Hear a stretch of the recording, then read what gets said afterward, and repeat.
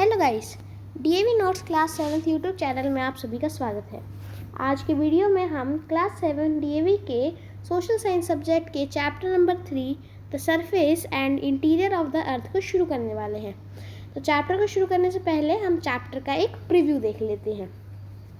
After completing this chapter you would be able to, इस chapter को करने के बाद आप क्या क्या सीख पाओगे। The interior of earth, earth के इंटीरियर के बारे में पढ़ेंगे। The structure of earth, earth के इंटीरियर स्ट्रक्चर के बारे में पढ़ेंगे। Define rocks and their different types of forms, rocks और उनके डिफरेंट टाइप्स ऑफ फॉर्म्स के बारे में पढ़ेंगे एंड मच मोर। क्योंकि ये चैप्टर काफ़ी लेंदी है, इसे भी हम 3 पार्ट्स में डिवाइड करेंगे as we did in the last chapter. आज फर्स्ट पार्ट में हम द इंटीरियर ऑफ अर्थ करेंगे। जो हमारा पार्ट कल आएगा सेकेंड पार्ट, उसमें द स्ट्रक्चर ऑफ अर्थ करेंगे। और जो हमारा लास्ट पार्ट रहने वाला है इस चैप्टर का, उसमें define rocks and their different types of forms को करेंगे। तो चलिए बिना टाइम वेस्ट करे वीडियो को शुरू करते हैं।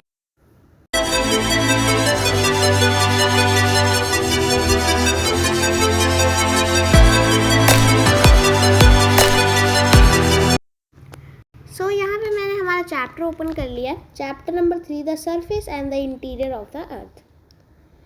If we look from the space, the planet Earth appears to be a large round ball that shines bright in blue. अगर हम अर्थ को स्पेस से देखते हैं तो वो एक लार्ज राउंड बॉल बनती है, दिखती है, जो ब्राइट और ब्लू शाइन करती है। We have also learnt in our previous class how the Earth was formed about 4.6 billion years ago. हमने पिछली क्लास में ये भी पढ़ा था कि अर्थ 4.6 बिलियन ईयर्स अगो यानी पहले कैसे बनी थी। तो हमारे यहाँ अर्थ की एज क्या हुई? 4.6 बिलियन ईयर्स।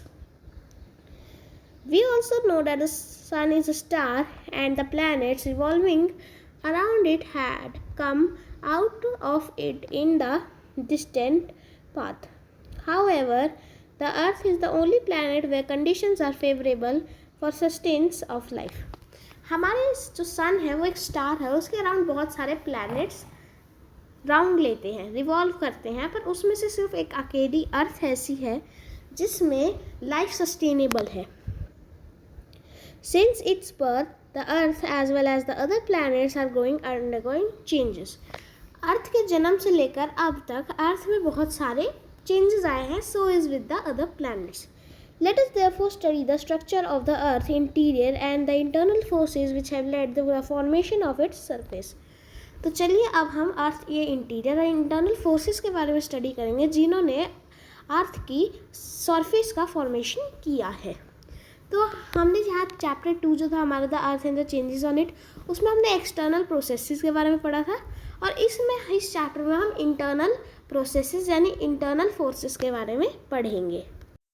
सो अब हम हमारे नेक्स्ट टॉपिक पे आते हैं, earth surface. The surface of the earth constitutes a great assemblies of physical features. Our earth has a variety of land forms on its surface. These are huge mountains and deep valleys, vast stretches of plains and table lands of plateaus. This variation in the terms of height and depth differs from high mountains to low lands and is measured from a baseline called the mean sea level. तो जो हमारी अर्थ है वो बहुत सारे physical features का एक mixture है। हमारे अर्थ के सरफेस पे बहुत सारे लैंड फॉर्म्स हैं। ये ह्यूज माउंटेन से लेके deep valleys, vast stretches of plains and table land of plateaus तक फैले हुए हैं। ये जो वेरिएशन है terms of height and depth में, ये हाई माउंटेन से लेकर लो लैंड्स यानी सीज तक है, और ये मेजर किए जाते हैं एक बेस लाइन से जिसे हम मीन सी लेवल के नाम से जानते हैं। तो यहाँ पर हमारा नेक्स्ट टॉपिक आता है the interior of the earth. The interior of the earth remained a mystery for years. We know a little about it because the deep down the temperature of earth is very high. The intensive heat neither allows us to dig deep nor is there any possibility of living organism deep inside the earth, say to 3 to 8 kilometers of the surface. However, for extracting gold mines we have been able to dig as 3.5 kilometers below the earth's surface. So यहाँ पर बताया गया है जो हमारा अर्थ का interior है, यानी नीचे का जो सरफेस है वो हमेशा से एक मिस्ट्री रहा है। हमें उसके बारे में बहुत छोटे एरिया के बारे में पता है, क्योंकि जो हमारे अर्थ के डीप डाउन टेम्परेचर काफ़ी हाई है, और जो ये इंटेंसिव हीट है ये हमें ना तो ज़्यादा नीचे खोदने देता है और ना वहाँ पे कोई लिविंग ऑर्गेनिज्म की पॉसिबिलिटी है, रहने की पॉसिबिलिटी नहीं है, से 3 to 8 kilometres below the surface. पर गोल्ड्स को एक्सट्रैक्ट करने के लिए हम ह्यूमंस जो है 3.5 kilometres below the earth surface तक डिग कर पाए हैं।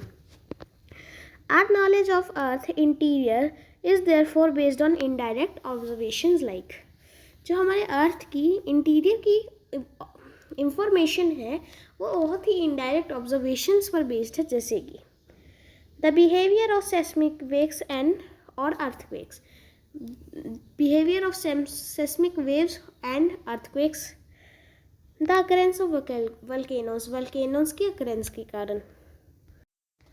सो यहाँ पर हमारे पास एक डू यू नो है, तो चलिए शुरू करते हैं। The highest point of the earth surface is mount Everest 8,850 above the mean sea level in the Himalayas. जो हमारा अर्थ का हाईएस्ट पॉइंट है वो माउंट एवरेस्ट है, जो मीन सी लेवल से 8,850 मीटर्स अबव है इन हिमालयाज।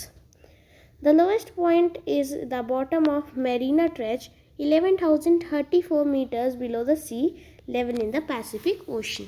जो हमारा अर्थ का लोएस्ट पॉइंट है वो मेरिना ट्रेच का सबसे निचला पॉइंट है, जो 11,034 metres below the mean sea level गहरा है in the Pacific ocean. So यहाँ पर एक और डू यू नो दिया हुआ है। Seismology is the science of the study of earthquakes. Study of earthquakes को हम सेस्मोलॉजी कहते हैं। हमारा नेक्स्ट पैराग्राफ देखिए।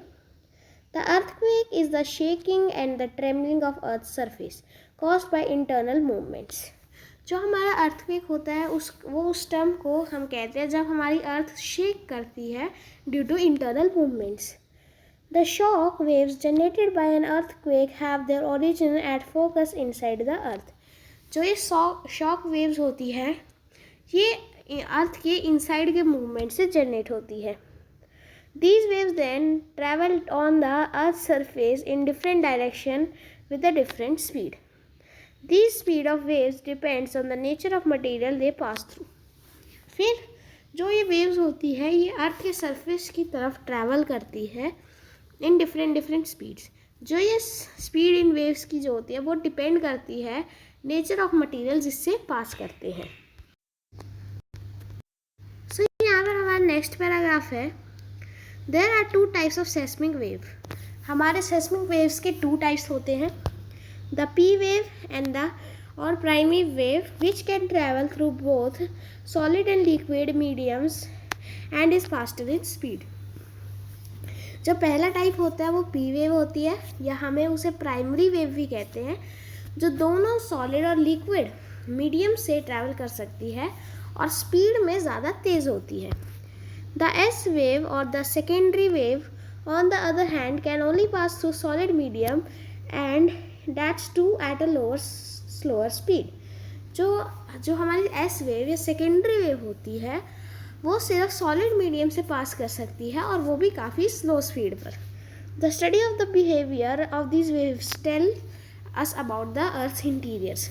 इन के बिहेवियर की स्टडी हमें अर्थ के इंटीरियर के बारे में एक आइडिया देती है। यहाँ पर हमारा एक और डू यू नो है। A devastating earthquake struck in Bhuj area of Gujarat on 26 January 2001. It killed thousands of people and caused extensive damage to property.